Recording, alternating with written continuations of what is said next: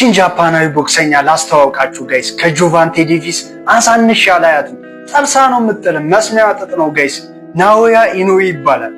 አሪፍ ታይሚንግ እየጠበቀ መብረቅ የሆኑ ፓንቾችን ተጋጣሚዎቹ ላይ የሚጥል ሰፊ ትዕግስት ያለው ቦክሰኛ ነው እና ከተጫወታቸው 31 የፕሮፌሽናል ቦክሲንግ ግጥሚያዎች ውስጥ ሁሉንም ማሸነፍ ችሏል እና ካሸነፋቸው ውስጥ 27ቱን በኖካውት ማጋደም ችሏል።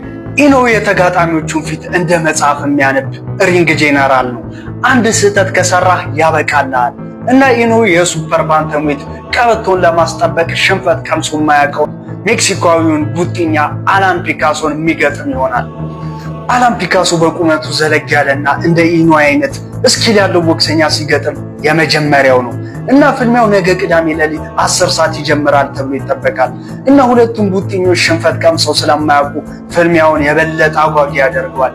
ማን ይሁን የመጀመሪያውን ሽንፈት የሚከናነበው? እሱንም እና ይሆናል። ፒስ አውት።